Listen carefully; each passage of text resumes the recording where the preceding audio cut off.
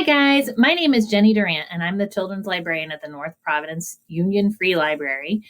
And in normal times, you would be coming to the library for a field trip to learn about this program we have going on called Roving Roger. But since we're in this crazy time, I am instead coming to you from my daughter's bedroom in my house.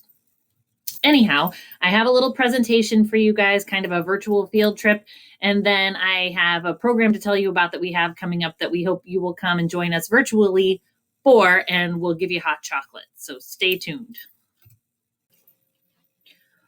Welcome to the North Providence Union Free Library's presentation of Getting to Know Roger Williams.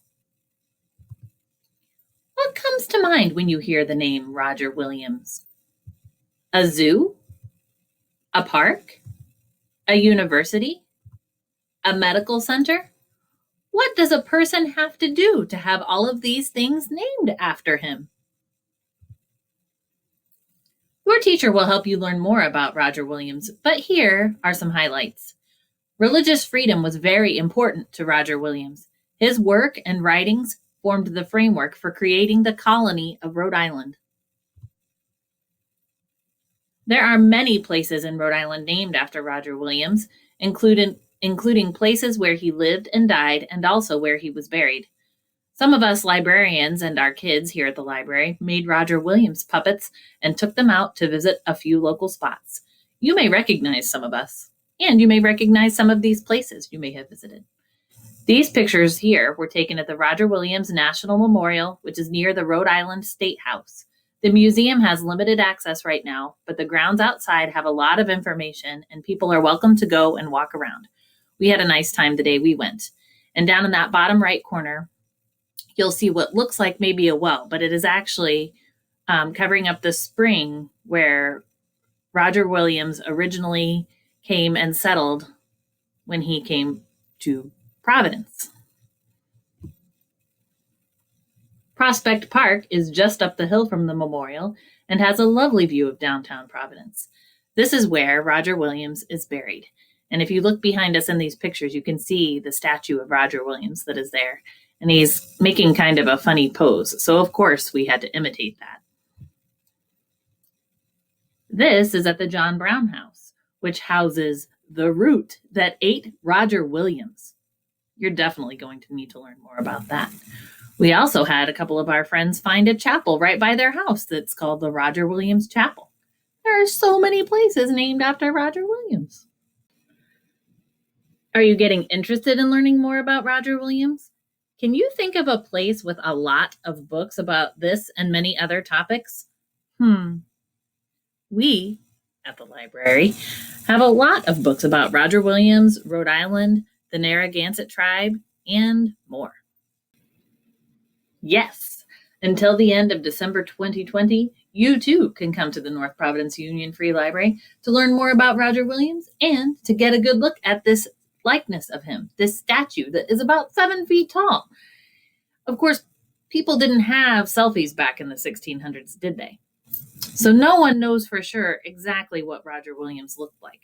However, this statue was made to sort of represent what they thought he might look like.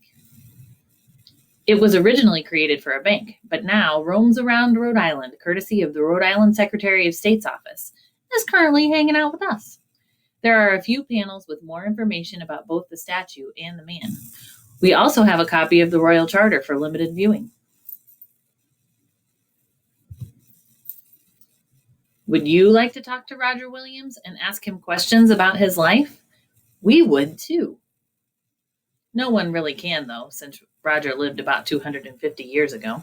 However, we happen to know one of the park rangers at the Roger Williams National Memorial, Mr. John McNiff, who is a Roger Williams historian and who has graciously agreed to come and talk to us about what Roger's life was like. Why don't you think of a question or two that you might like to ask Roger? Then stop by the library to sign up and get a packet of hot chocolate and join our virtual program on December 15th to talk to Mr. McNiff as Roger Williams. We'll drink our hot chocolate together as we chat. Mr. McNiff has made many videos about Roger Williams that you can watch. 2 of them are linked here, and they're very short, just 1 minute or so. If you would like to make your own puppet, you can either print this slide or click on the link there to a Google Doc that has a bigger version. Then all you have to do is color it in, cut it out, and glue it to a popsicle stick, and you're good to go. Once you make your puppet, you can bring him to the Roger Williams National Memorial and complete this scavenger hunt. You will be able to find the answers while walking around the park. You can take pictures like we did and post them to our Facebook page at NPLIB Children's. We'd love to see your Rogers out and about. See if you can find any other places named after Roger Williams. There are a lot. We'd like to give a special thanks to Lane Sparkman from the Secretary of State's office, John McNiff from the Roger Williams National Memorial, Kelvis from the John Brown House Museum, and Kevin Jeremiah, stellar fourth grade teacher at the Wayland Elementary School in North Providence, for helping to make this happen. Thank you so much for listening. We hope to see you at the library and especially at our program on December 15th. Don't forget to get a selfie with Roger when you sign up. Take care and see you soon.